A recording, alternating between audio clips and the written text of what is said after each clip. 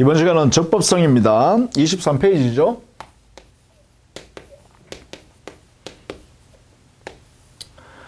자, 법령위가 유효하기 위해서는 당사자가 능력을 갖추고 목적에 확정할 수 있어야 되고, 그 목적이 두 번째 실현 가능성이 있어야 되죠. 세 번째, 그 목적이 적법해야 합니다. 이 적법이라는 의미는 법 규정에 위반되지 않아야 한다, 이런 이야기입니다. 무엇이? 목적이. 당사자가 의도한 목적이 대한민국 법 규정에 위반되지 아니할 것, 이런 뜻입니다.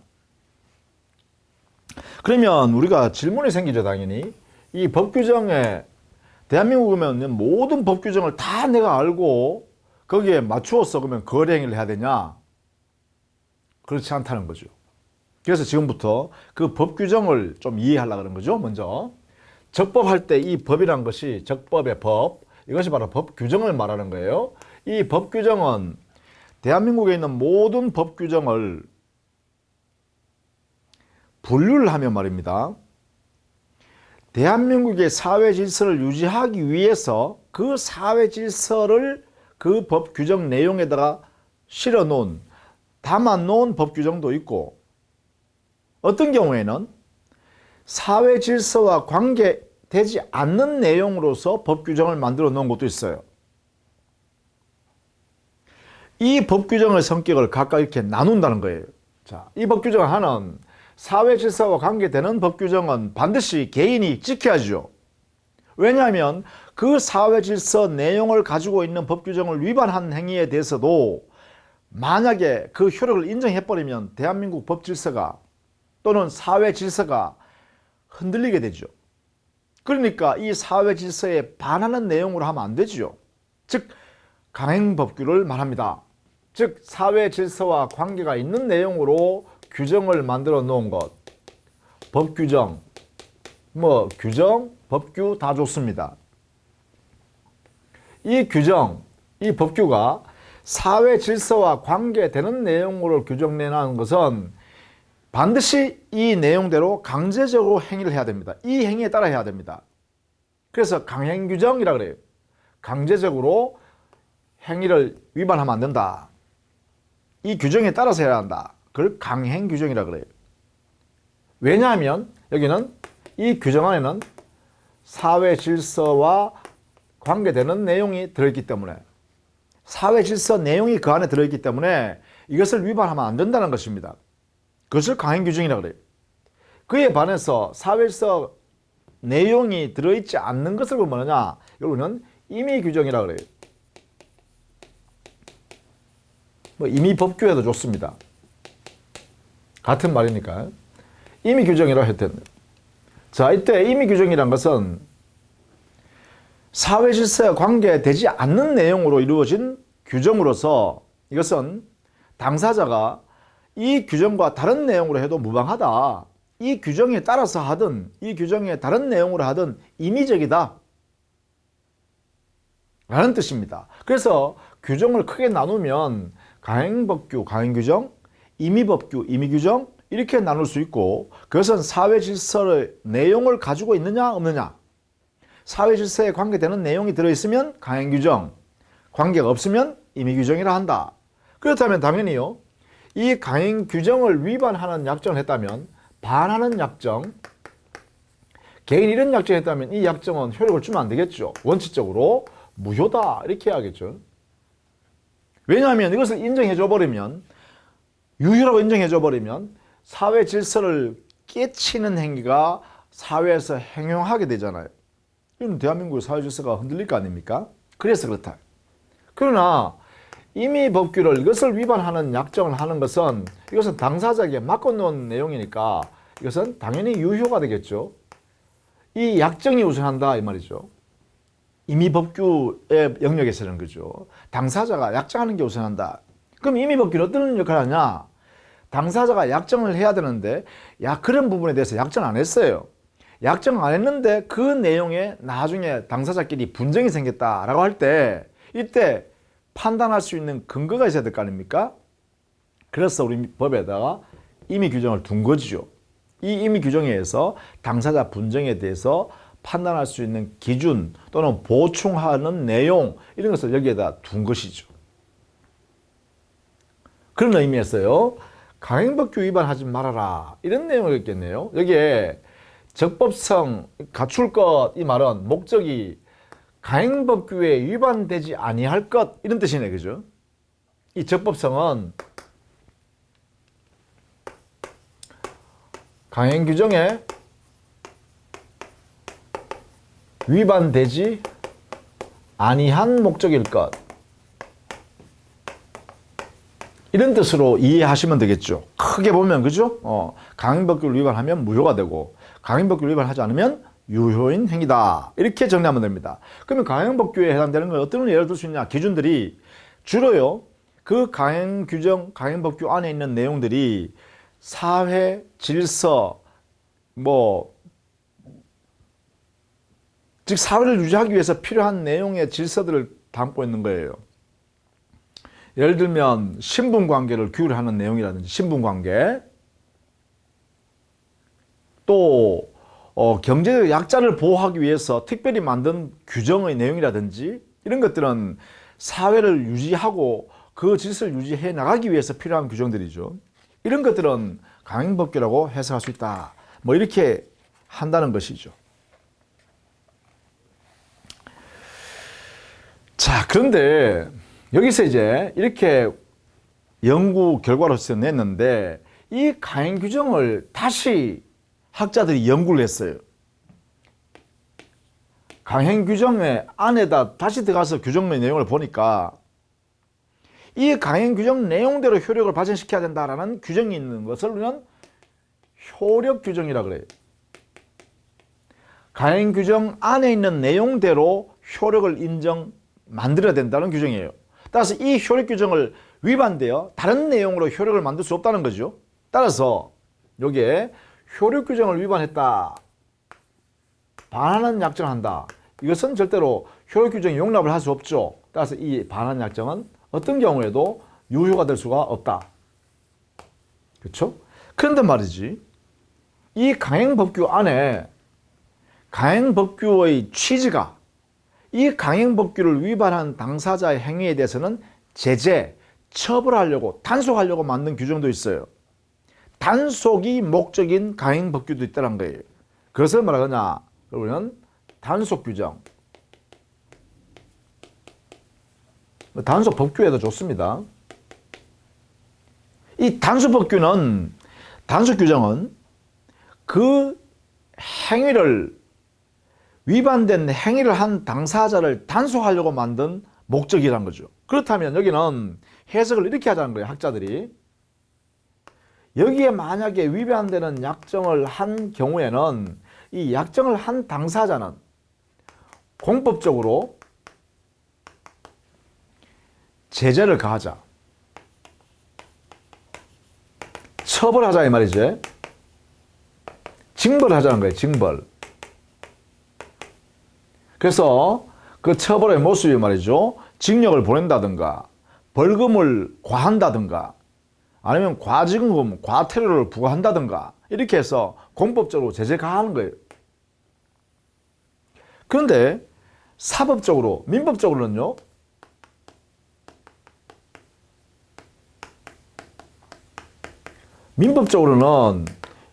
이건 무효로 할 필요는 없다는 거죠. 이 약정 자체를 무효로 만들 필요는 없다는 거예요. 이 약정은 그대로 유효한 행위로 취급하자는 거예요. 이렇게 그 법 규정 위반에 대한 행위를 효과를 이렇게 제재하겠다, 이런 내용으로 효과를 부여해 주겠다라는 규정이 바로 여기에 있는 단속규정, 단속법규를 위반한 경우다 이 말이죠. 자, 이 부분이 이제 의미가 있다, 그죠? 우리가 시험 보는 데 대해서는 이 부분이 의미가 있습니다. 어떤 규정이 그러면 단속법규가 되고 단속규정일까? 이게 이제 문제가 되겠죠. 그래서 이 부분은 우리 교재에 나와 있는 그 사례의 판례가 존재하고 있습니다. 이 판례를 여러분이 기억을 해 주십사 하는 것입니다. 24페이지 하단에 보시면 단속법규에 해당하는 것들을 해서 기업, 무허가, 무신고, 무검사 영업을 금지하는 규정이 있다든가, 예컨대 대표적인 게 식품위생법 같은 경우입니다. 식품위생법 같은 경우에는 위생과에 가서 그 주방이라든지 이런 것을 검사받은 다음에 그 영업행위를 해라 이래놨다는 거죠. 만약에 위반을 하면 과태료 처분하겠다 이렇게 해놨죠. 뭐 그런 것들입니다. 또 니은, 중간생약 등기 금지하는 부동산 등기 특별조치법에 관한 규정, 즉 부동산 등기 특별조치법에 있는 중간생약 등기 하지 마라 라고 규정을 해놓고 이것을 위반하면 처벌을 이렇게 하겠다라고 규정을 뒀다는 거예요. 또 등기에 허위의 기재를 하지 마라. 만약에 등기 내용에다가 허위의 기재를 하게 되면 이렇게 처벌하겠다. 이렇게 규정을 해뒀다는 거예요. 부동산 등기 특별조치법상에. 이 규정을 우리는 어떻게 해석한다고요? 단속 규정으로 해석한다는 거예요. 또 리얼에요. 구 주택건설촉진법상에 국민주택을 전매 금지하는 규정. 전매, 다른 사람한테 국민주택을 분양받은 사람이 자기가 일정한 기간 동안은 거기에 살아야 되는데 이게 투기 목적으로 말이지 그 아파트를 분양받아가지고 바로 다른 사람한테 팔아버린다. 전매한다 그러죠. 그러면 처벌하겠다고 규정이 있었다는 거예요. 옛날에 구라는 옛날입니다. 옛날 주택건설촉진법상에 있는 국민주택 전매 금지 규정이 있었다는 거죠. 이거 위반하면 처벌하겠다는 거죠. 뭐 벌금도 과하고 말이지. 봐, 이런 등등의 행위를 뭐라 한다? 단속 규정이라고 우리 법원이 판단했다는 거예요. 그러면 이 단속 규정을 위반한 이 행위에 대해서는 어떻게 법 효과를 부여하느냐라고 하면 그 행위를 한 당사자는 어떻게 한다고요? 처벌하겠다는 거예요. 다만 그런데 전매했다든가 등기했다든가 그러한 거래 행위는 뭐예요? 영업행위 했다든가 영업행위 그런 것들은 뭐예요? 민법적으로는 유효한 거죠. 유효. 자, 이렇게 우리 법원이 판단하고 있다는 이 단속법규를 여러분 알아두셔야겠다. 이거는 여러분 또 숙지를 좀 해야겠죠? 그렇죠?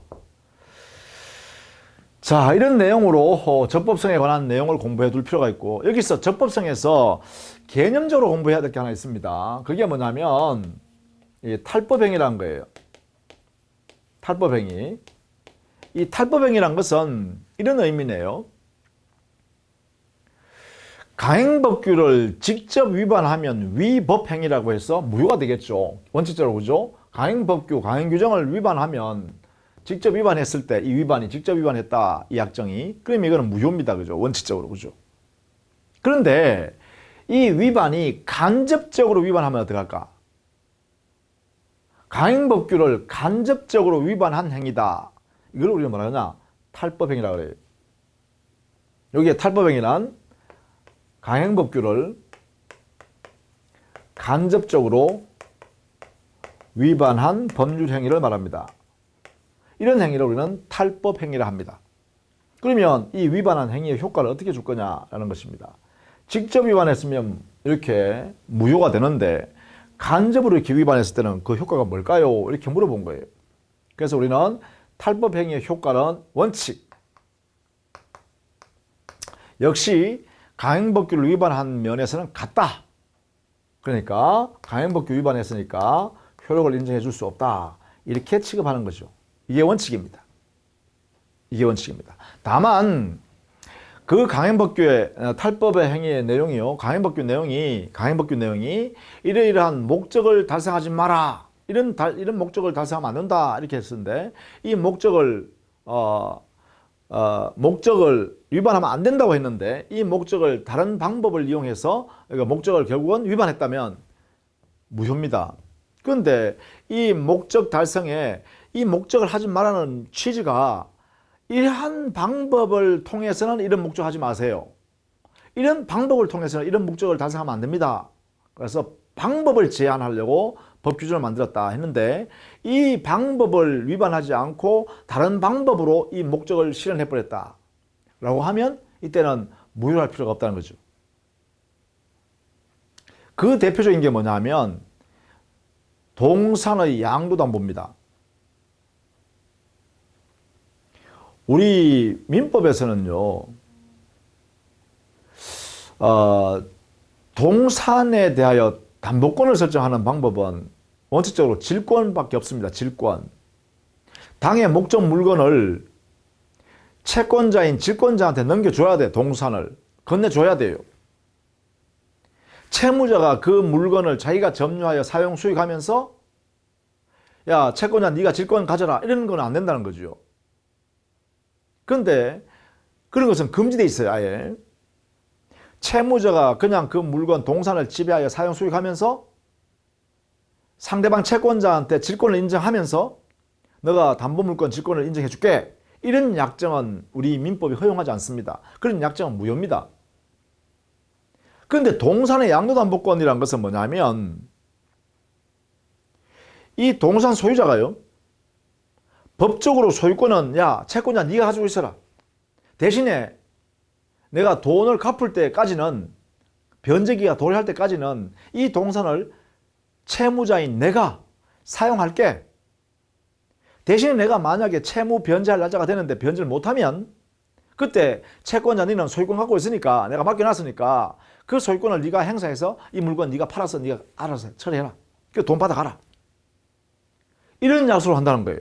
그러면 당의 동산을 채무자가 그대로 사용하면서 그 소유권은 상대방 채권자한테 맡겨놓고 그것이 담보 목적으로 소유권을 네가 가지고 있어라 이렇게 해버린다는 거죠. 둘이가 합의 이렇게 했다는 거예요.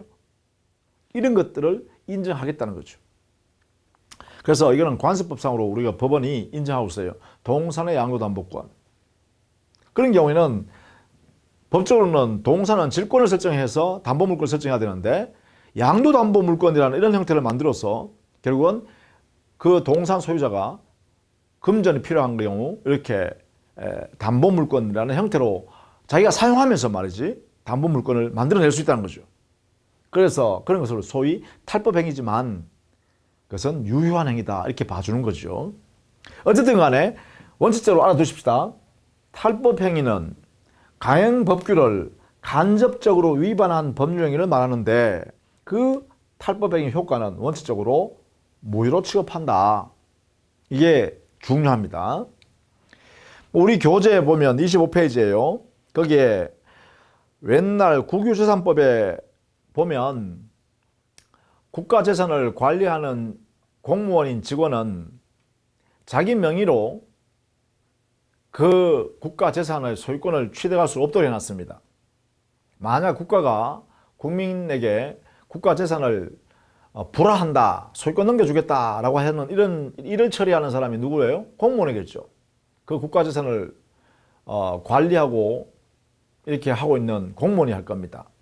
그 공무원은 제일 먼저 그러한 불화 방침을 제일 먼저 할 거 아닙니까? 그렇다면 자기도 국민이니까 자기 앞으로 소유권 있는 데서 자기가 처분하면 되냐? 안 된다는 거죠. 그런 행위를 못하게 아예 막아놨다는 거예요. 옛날 국유재산법에. 그래서 이런 경우 이 담당 공무원이 말이죠. 그 직원이 국가가 그 부동산을 불화하겠다 이렇게 하니까 자기 명의로 받으면 이 국유재산법 위반되니까 그걸 안 하고 말이지 자기 동생 이름으로 불화받은 다음에 그것을 팔아버렸다 이런 거예요. 그러면 이 공무원이 자기 이름으로는 소유권을 받는 게 없잖아요. 그러니까 자기 동생 이름으로 받아가지고 팔았다는 거예요. 이런 행위가 뭐예요? 이게 바로 탈법 행위해야 된다는 것이죠. 직접은 위반하지 않았지만 자기 명의로 받으면 안 되니까 자기 동생 명의로 받아가지고 다른 사람한테 파는 이런 거래 행위는 바로 탈법 행위가 되겠죠. 그런 행위 하면 안 되겠죠. 그래서 무효로 취급한다는 것이죠. 자, 그런 의미를 여러분이 좀 이해해 두시면 되겠다라는 것입니다. 자, 그 다음에 26페이지 가면 사회적 타당성입니다. 이제 목적의 마지막 부분이죠. 그 목적은 사회적 타당성이 있는 목적이어야 한다. 자, 사회적 타당성의 의미가 굉장히 추상적인 말이죠. 이 말의 의미는 그렇습니다. 사회적으로 허용될 수 있는, 받아들여질 수 있는 그런 목적이어야 한다 이런 뜻이에요. 이게 사회의 허용 가능성이에요. 인용 가능한 거예요. 받아들일 수 있는 거예요.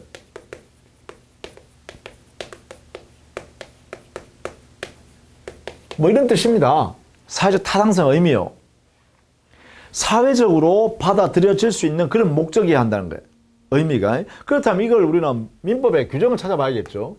사회 타당성에 관계되는 규정이 뭐냐?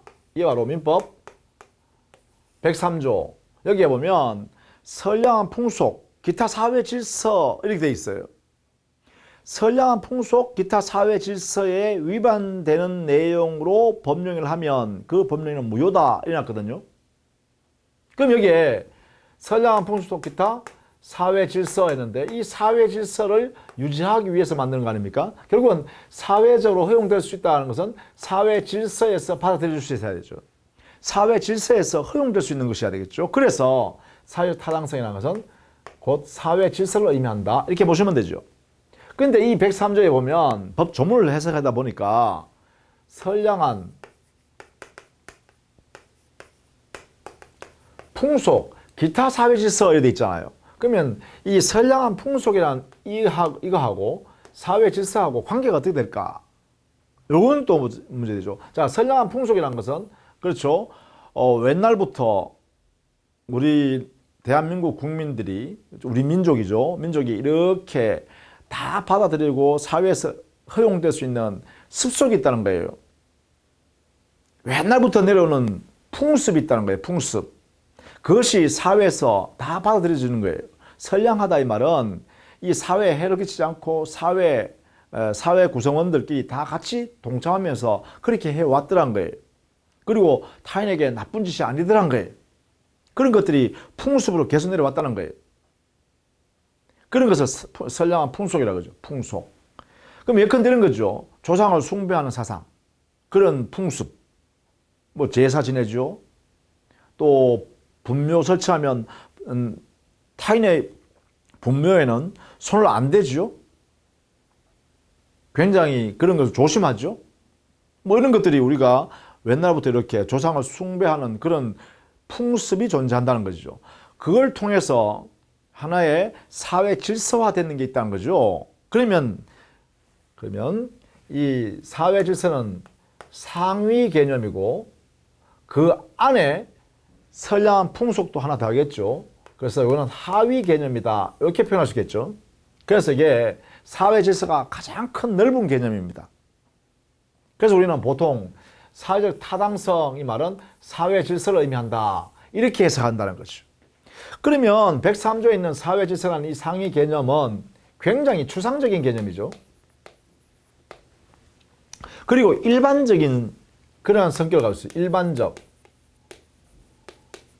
개념의 성격이 이래 돼요. 그죠? 추상적이고 일반적인 개념이에요. 그래서 이런 내용을 위반하면 이것을 보호하려고 이거 위반되는 행위하면 무효가 된다 이렇게 해놨어요. 그렇죠? 이거 반한 행위하면 안 된다. 그 이유는 뭐예요? 바로 사회, 대한민국의 사회를 유지하기 위해서였습니다. 사회질서 위반의 의도를 가지고 목적을 형성해서 의도를 가지고 행위하면 대한민국 사회질서 흔들리잖아요. 그래서 그걸 보호하기 위해서 만든 게 사회질서 위반하지 마라. 거래행위를 아무리 인정하더라도 자유롭게 할 수 있다 하더라도 그 거래행위는 사회질서를 해치는 목적을 가지고 하면 안 된다. 그런 약정을 했다면 그것은 무효인 행위다. 이렇게 하고 있죠. 근데 문제가요. 여기서 이제 사회질서라는 이 개념이 이렇게 추상적이고 일반적인 개념으로 구성되어 있기 때문에 이게 그 내용이 무엇인지가 불분명합니다. 그래서 이것이 구체화되어야 할 필요가 있죠.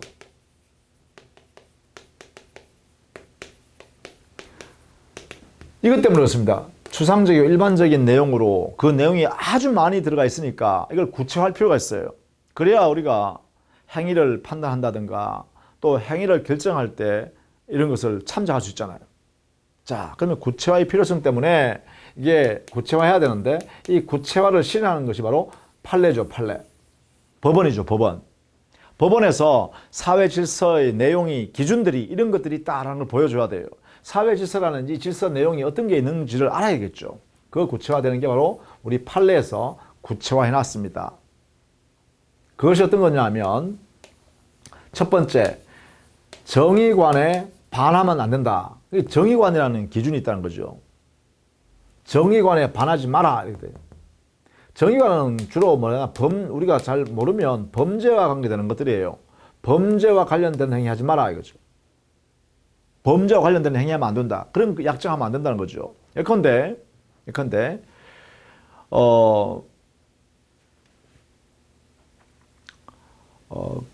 경매에 입찰하는데 담합을 한다. 이것도 역시 범죄와 관계되는 거죠. 이 경매 담합함으로써 공정성을 해쳐서 그러면 이러한 제도가 사회적으로 거래가 그러니까 불공정하게 만드는 거잖아, 그죠? 범죄로 처벌합니다. 또 밀수 자금을 하려고 돈을 빌린다. 밀수하면 처벌하죠. 그게 돈이 필요하니까 돈을 빌린다. 그러면 이런데 돈을 빌려주면 안 되겠죠. 그게 방조 도와주는 거죠. 아니면 공범되거나 뭐 이런 등등의 범죄가 안 되겠죠. 수사기관에 가서 거짓 증언을 한다. 그러면 우리 대한민국의 사법 질서를 흔들어 놓는 거죠. 진실을 판단하지 못하게 만드는 거죠. 그 거짓말하는 게 뭐예요? 바로 위증이죠. 위증. 그렇죠? 또 죄가 없는 사람인데 아무 죄도 없는데 그 사람을 고소한다. 무고한다. 무고. 응? 그런 행위 하면 안 되겠죠. 무고하기로 합의해가지고 저 사람 고소해라. 고소하면 내가 돈 줄게. 이런 약속이요. 자, 이런 행위나 하면 안 된다는 거죠. 그런 약정 자체가 무효란 거예요. 자, 그런 의미다라는 것이고. 자, 두 번째. 윤리관에 반하면 안 되겠죠. 윤리관. 뭐, 가정윤리, 직업윤리, 사회윤리, 국가윤리, 뭐, 윤리가 있어요. 즉, 사회를 구성하는 윤리들이 있을 거예요. 그 윤리를 위반하는, 깨버리면 어떻게 돼요? 그럼 이것도 역시 사회 질서가 흐트러지죠. 이 생각을 깨어버리는 거랑 마찬가지란 거죠. 윤리관에 반하면 안 된다. 예컨대, 일부 일처제가 우리 법에는 없습니다. 민법에 일부 일처제 하에 한다 이런 거 없어요. 그게 뭐예요? 쭉 내려오는 거잖아요. 그런데 뭐 첩계약을 한다든가 정부 계약을 한다든가 이런 약속이요. 이게 윤리관에 반하는 거죠. 그렇죠? 또 성이란 것은 자기 결정입니다. 그런데 이것을 매춘하기로 하는 약정을 한다든가 말이죠. 인신구속한다든가 말이죠. 이런 것들이요. 전부 다 윤리관에 반하는, 사회윤리도 반하는 거죠. 자, 그 다음에요. 개인의 자유권을 극히 침해한다.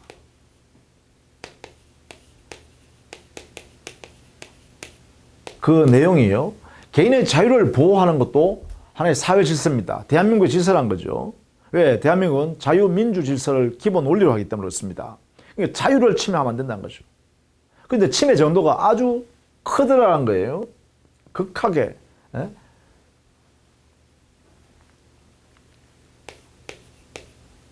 심한 침해랄까요? 심한 침해. 침해하는 약정. 이것도 안 된다는 거죠. 난 절대로 혼인하지 않겠다. 너 회사 나 입사해주면 나 회사 다니는 동안은 절대로 나는 혼인하지 않겠다. 그래야 내가 회사에 채용하겠다. 이것도 안 된다는 거죠. 또 혼인하면서 나는 절대로 이혼하지 않겠다. 뭐 이런 약속을 한다든가.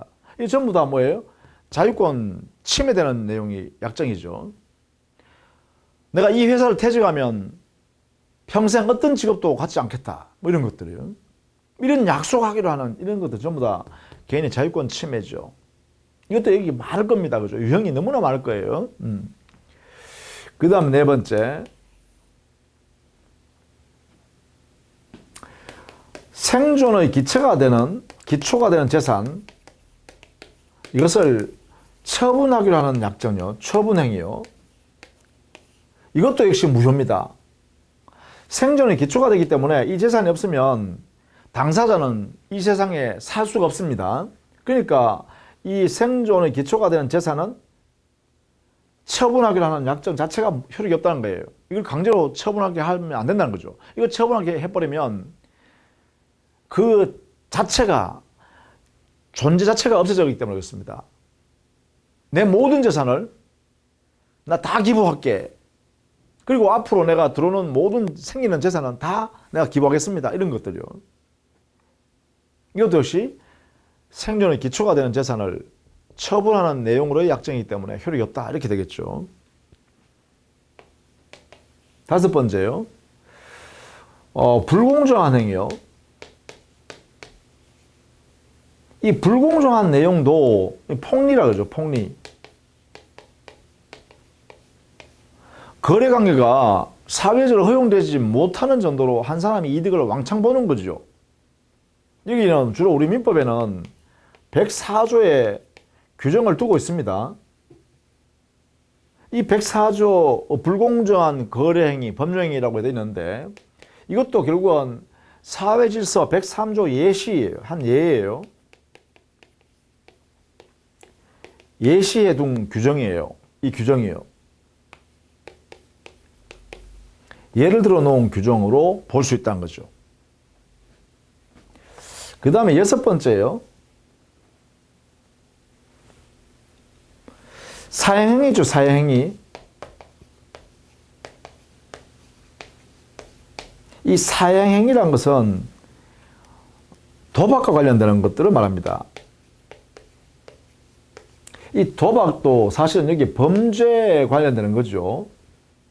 도박행위는 처벌의 대상이거든요. 그런데 이게 사회적으로 많이 행행되니까 우리 법원이 이것을 하나로 이렇게 기준으로 집어냈어요. 도박행위 하지 마라. 도박하는 행위 안에서는 채권 채무가 안 생긴다. 도박행위 통해서는. 그래서 도박 관련되는 사행위는 효력이 없습니다. 이렇게 정의하고 있습니다. 예. 이 사행위라는 것은 도박을 말합니다. 그 다음에요. 동기가 불법인 경우요.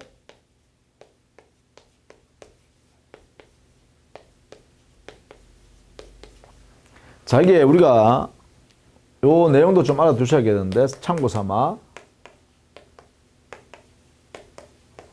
불법이라는 단어만 딱 쓰면요. 이것은 사회질서 위반의 103조에 해당되는 것을 말합니다. 이런 내용으로 좀 알아두시면 좋겠어요. 이게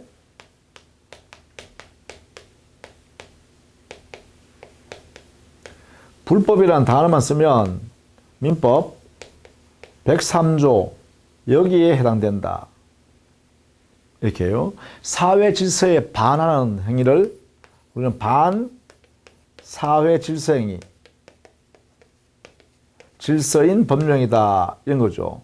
이럴 때 우리는 불법이라는 용어를 쓴다. 불법. 다만 이제 불법 행위 하면 달라요.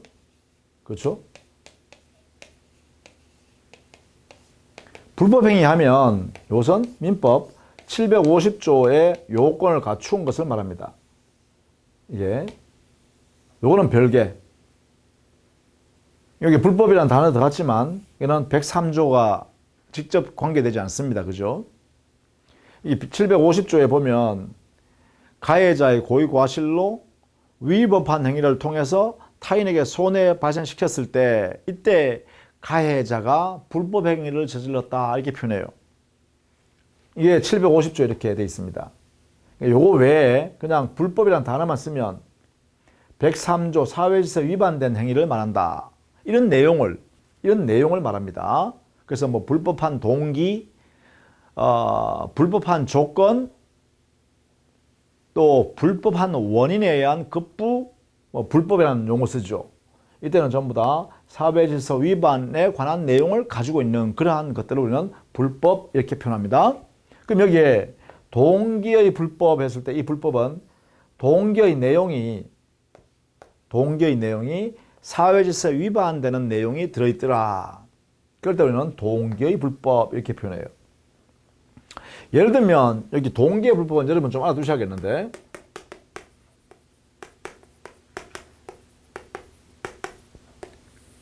어떤 내용을 알아두셔야 되냐면 첫 번째 예를 알아둬야 됩니다. 사례. 사례. 동기의 불법이 어떤 사례냐 이런 거죠. 사람을 살해할 것을 목적으로 의도로 사람을 살해하려고 하면 뭐 무기가 있어야 될까, 흉기가 있어야 되겠죠. 그래서 예컨대 사람을 살해하려고 흉기를 사러 간다. 그러면 흉기 사는데 망치를 산다, 도끼를 산다, 칼을 산다 뭐 이런 거예요. 아니면 총을 산다. 자, 그러면 칼을 사는 매매계약, 도끼를 사는 매매계약, 총을 사는 매매계약, 또 만약에 말이죠, 사람을 살해하고 농약을 산다. 농약의 매매계약. 자, 이 매매계약은 그 소유권을 사고 파는 것에 불과하죠. 그런데 이 매매계약의 이유가 뭐야? 왜 이 매매계약을 하는 거야? 매수인이? 이렇게 물으면 사람을 살해하려고요 이렇게 하겠죠. 그럼 사람을 살해하려고 매매계약을 하는 거죠. 그럼 매매계약의 동기가 뭐냐 이렇게 하면 사람을 살해하려고 이래야 되겠죠. 그러면 사람을 살해하는 것은 뭐죠? 살인죄 아니에요. 범죄 아니에요. 범죄. 그러니까 동기가, 매매계약하게 된 동기가 살해 목적이다, 살해 의도다 이거죠. 이런 것을 말하고 매매계약의 동기가 불법하다. 동기가 불법하다. 동기의 불법. 또 이런 것도 있을 수 있죠. 돈을 빌리는 행위. 금전 소비대차라 그러잖아요. 돈을 빌리는 행위가 법률행위예요. 돈 빌리는 행위가. 돈 빌려주고 돈 빌려받는 것. 금전 소비대차 계약. 이게 법률행위예요. 그런데 왜 돈을 빌리려 하느냐? 빌리는 사람 의도. 그 사람은요, 밀수하려고. 마약을 밀수하기 위해서 돈이 필요하니까 10억 원의 돈을 빌려야 한다. 그러면 돈을 빌리는 행위가 법률행위고, 돈을 빌리는 원인, 이유, 동기가 뭐야? 밀수. 그 밀수는 뭐죠? 범죄잖아요. 그러면 범죄라는 사회질서 위반을 동기로 삼아서 돈 빌리는 행위 하잖아요. 이게 뭐야? 돈 빌리는 동기가 불법하다. 이런 이야기예요. 이게 사례. 또 임대차 계약, 건물 임대차 계약. 빈 건물이 있어요. 저 외딴데. 그래서 건물 임대차 계약했어요. 그러면 이거는 임대차 계약은 유효하잖아요. 근데 이 임차하려는 사람의 이유가 뭐야? 이래 물으니까, 여기에 도박장 하려고. 한 달 동안 도박하려고. 그럼 이때 뭐예요? 임대차 하게 된 동기가 뭐냐? 이렇게 물으면, 도박이네? 도박은 뭐예요? 사행이잖아요. 사회질서 위반이죠. 반사회질서 행위죠. 그러니까 동기가 불법이다. 이런 사례죠. 이게 동기의 불법이에요. 이게 동기의 불법. 사례부터 먼저 이것을 여러분이 알아두셔야겠습니다. 이런 사례, 이런 사례, 이런 사례 등등등 판단할 수 있어야 됩니다. 두 번째. 자, 동기의 불법이 발생했을 때 법적 효과를 어떻게 부여할 거냐. 유효냐, 무효냐, 취소냐, 어떻게 하냐. 이런 이야기예요. 법적 효과는 원칙과 예외로 나눠줍니다. 동기의 불법에 기해서 법률 행위를 했을 때, 자, 앞으로 행위라고 쓰면 전부 다 이게 법령입니다. 법률행위, 법률행위, 전부 다 그렇습니다. 법률행위 효과가 어떻게 되냐? 이렇게 물으니까 원칙, 유효한 행위입니다. 동기가 불법하더라도 원칙적으로 그 거래행위라는 법령행위는 유효입니다. 임대차 계약 유효, 매매 계약 유효, 금전 소비대차 계약 유효. 이렇게 하는, 이게 원칙이야. 너무하지 않아요? 범죄를 목적으로 하는데, 사회질서 위반을 의도하는 건데, 그럴 동기가 있는데 그걸 인정하면 됩니까? 이렇게 물어봤어요. 자, 그때 우리 법원은 이렇게 대답합니다. 그래, 원칙은 유효인데 예외적으로 무효가 되는 경우가 있습니다. 이렇게 해요. 자, 이때 예외적으로 무효가 되는 경우가 어떤 경우입니까? 이걸 알아둬야겠죠. 그렇죠? 판례가요. 자, 그 불법한 동기가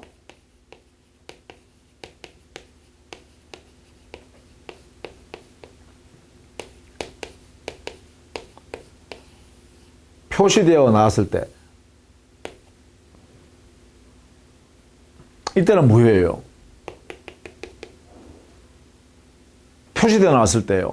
그러니까 임대차, 도박을 위해서 임대차 하는데 야, 도박해야 할 필요가 있는데 내가 도박해야겠는데 당신 건물 좀 빌려줄래요? 이렇게 해서 계약을 체결했다면 이것은 아예 이 임대차 계약 자체가 위법한 강행법규, 특히 사회질서 위반의 의도를 가지고 하는 행위다 이 말이죠. 그때는 뭐라고요? 무효예요. 내가 밀수 자금이 필요한데 돈 좀 빌려줄래? 라고 해서 돈을 빌려주기로 약정을 했더라도 돈 빌려주고 돈 빌려받고 할 권리가 없다. 의무가 안 생긴다. 약속해도 의무가 안 생긴다. 무효. 표시했을 때. 자, 표시됐을 때. 외부에 표시되어 나왔을 때는 무효인 거래행위다. 그 다음 두 번째 하나 더 있어요. 자, 표시하지 않았다 하더라도 그 불법한 동기가 이미 거래하려는 상대방에게 알려진 때입니다.